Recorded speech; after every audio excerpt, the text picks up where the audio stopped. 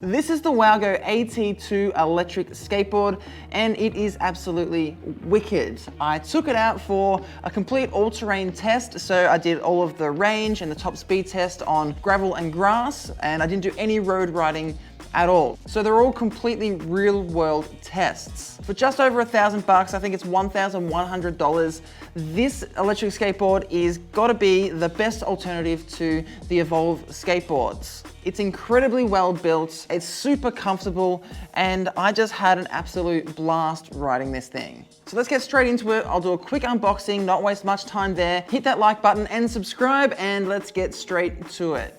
We're inside for this one for two reasons.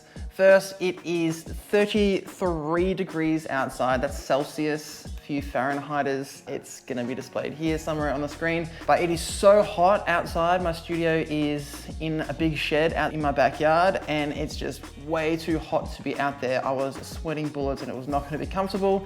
The second reason, it's Christmas. I wanted to share my Christmas tree with you guys. It's my first Christmas tree in this house. It's all very exciting. The Waogo, let's get straight into unboxing this thing. We'll do it real quick so that we can get outside and take it for a ride and see what it's really like in a real world setting. This is a massive box. Wow. So in the box you get the Waogo AT2 electric skateboard, the user manual, a night riding light, the remote, well, it's supposed to be a T-tool, but it looks more like a Y-tool. Well, it's actually just got Allen keys on it. Here's the T-tool.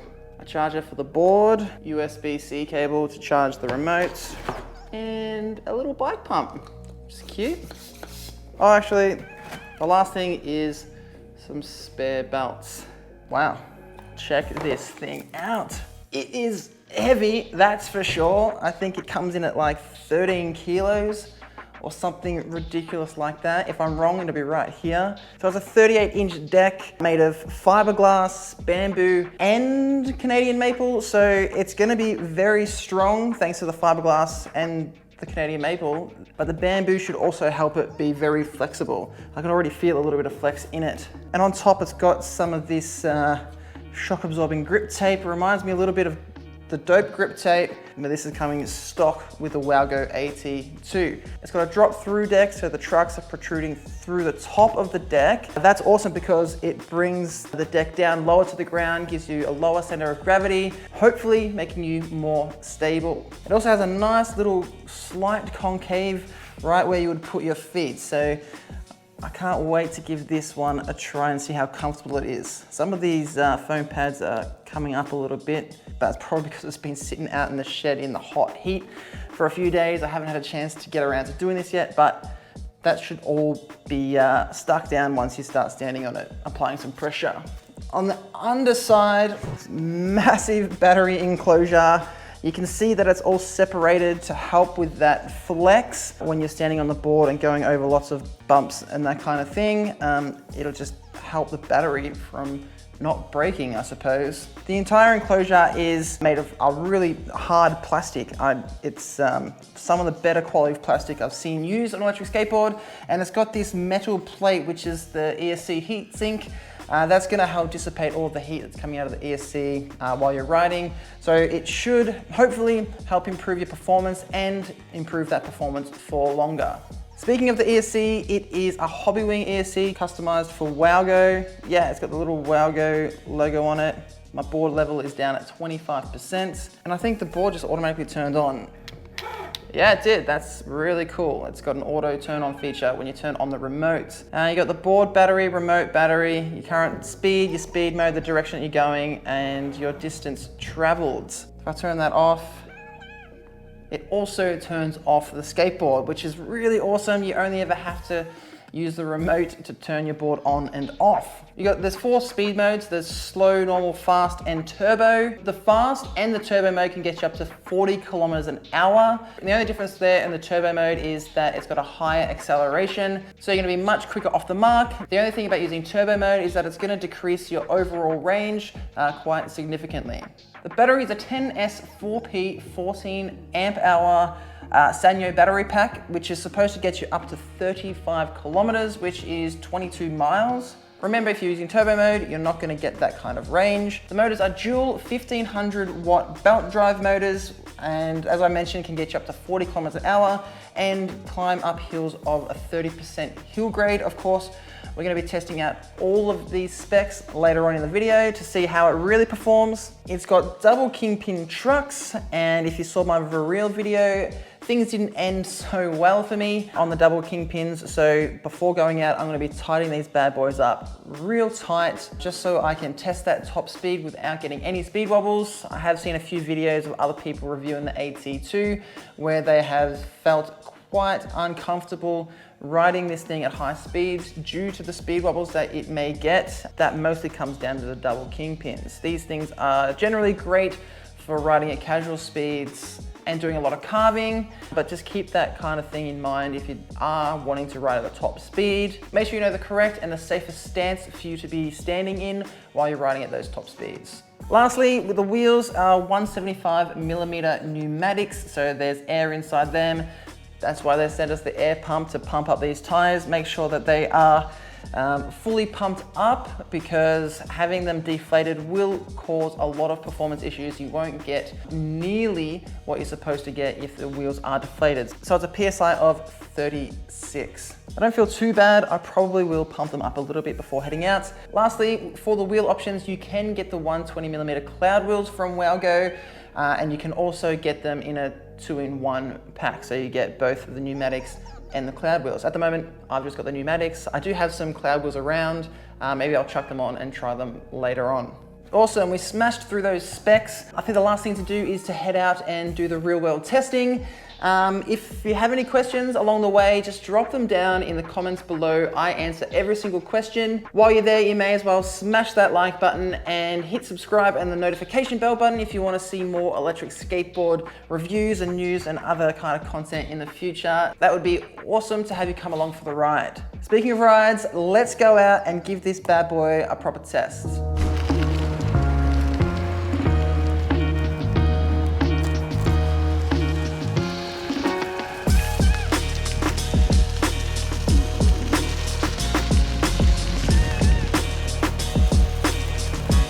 So this is the new spot for the hill climb test. You probably can't see it too much in the background, but I'm pretty sure it's a lot steeper than the hill that I usually do it at. So I'll go up, and on the way down, I'll measure what the hill grade was, and I'll let you guys know. All right, we're starting now. I'm actually doing it in mode 3. So it's getting up here. It's doing it quite fine.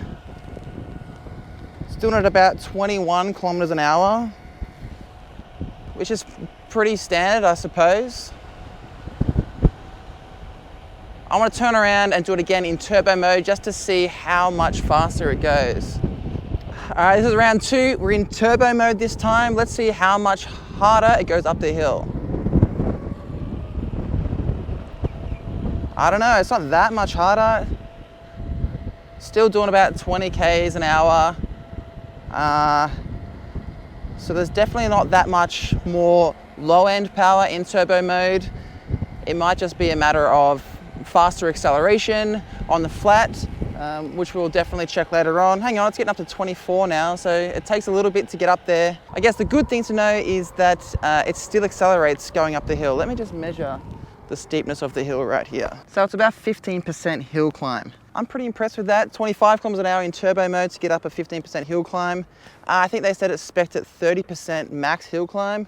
It might do it, but I think it might struggle just a little bit. Unfortunately, I don't have any 30% hill grade hills around here, so we can't exactly do that test properly. Anyway, let's carry on. I want to find some good off-road track, take this thing out for a proper spin, really give it a good go. All right, let's do this. The first ride on the Waogo AT2. I've got to show you the first thing. It's got this automatic power on. So it's so simple. You just press the button and you're good to go. Alrighty.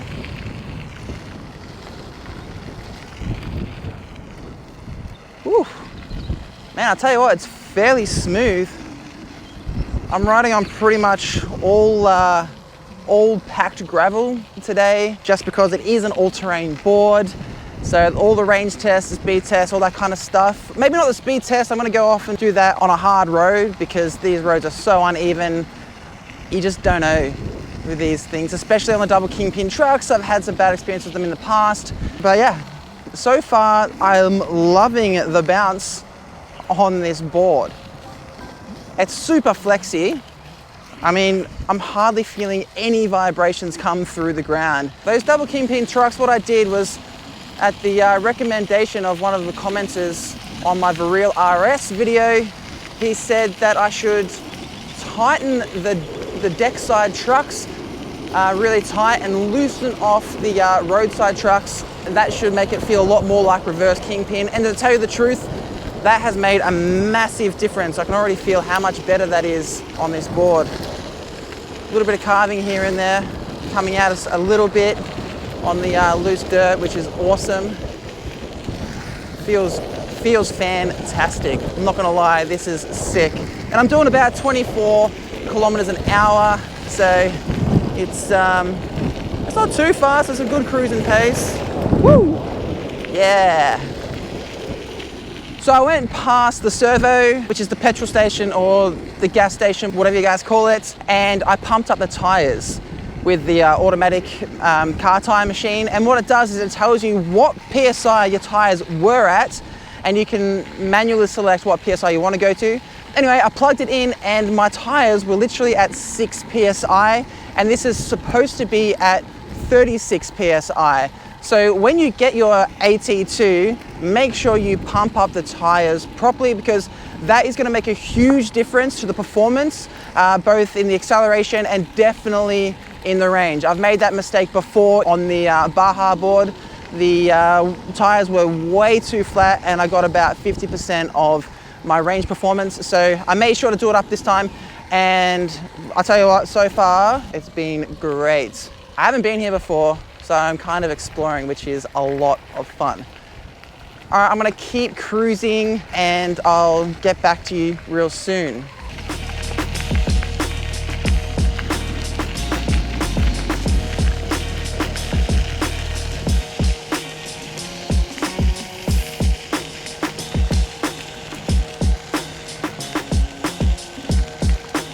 I just completely forgot to start my range test timer. So however long I was riding for, probably I'd say a kilometer. We'll have to add that on to the end. Not too big of a deal, but we'll just keep that in mind for later. This is some really thick sand here now, so I almost lost my footing. But you know, the acceleration is good enough to keep me going. I've just got to make sure my footing is good enough to keep me on the board. Woo! Oh man, that is some tough sand. I'd almost be better off on the grass. Let's give that a crack.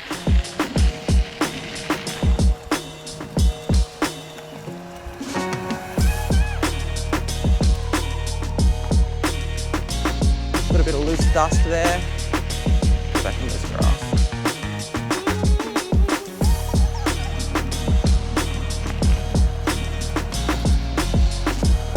Woo! I mean, it does really well on the grass. I'd be interested to see how much this affects the range. It will affect it a lot, let's be real. You can get a lot longer range on straight up tarmac on the road, but this is what the AT2 is all about, you know? This is the fun of it.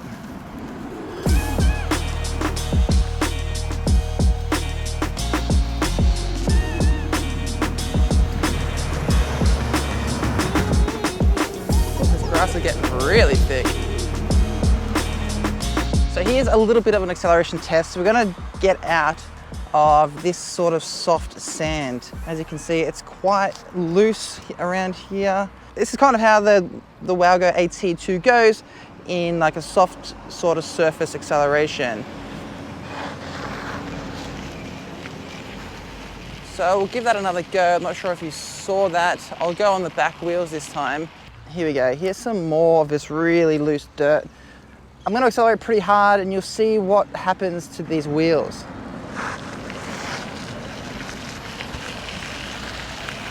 It accelerates pretty hard and the wheels spin a bit, but it does get out of it, which is awesome to see that I can deal with such a thick layer of loose dirt. Let's go and try some grass. Here it is in grass, so you can see it takes off very well. Woo.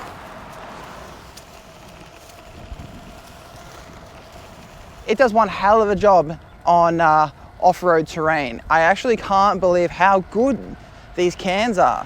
Not sure if you can tell, but I'm getting a little bit more confidence back while riding. Yeah, it's good to be back.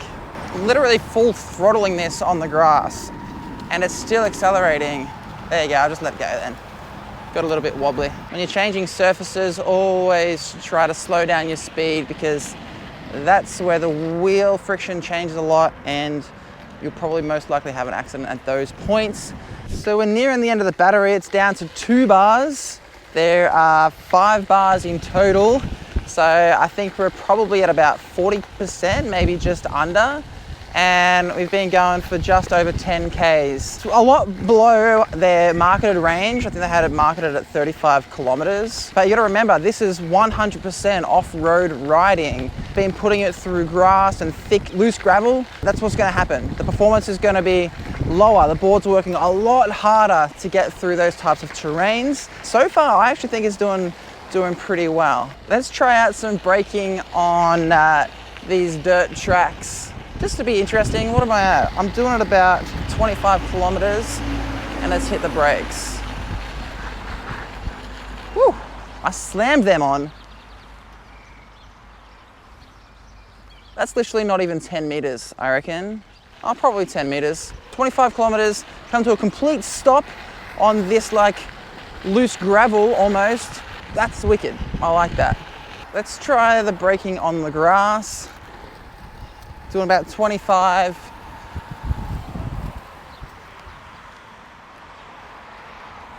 Yeah, nice one. That's gonna get you out of trouble more often than not.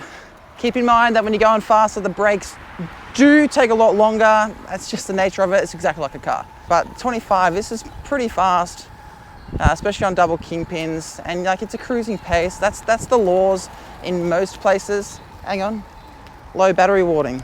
I just hit 1 bar and I'm up to 12.33 kilometers. I was saying, yeah, that's the laws in most countries, 25 kilometers. So that's a pretty decent braking distance. I'm pretty happy with that. I'm up to about 17 kilometers now and I can feel the board on its last legs. It still just says 1 bar, but when I go onto the grass or try and get through this loose dirt, it's a little bit more sluggish now. So there's definitely a power drop there.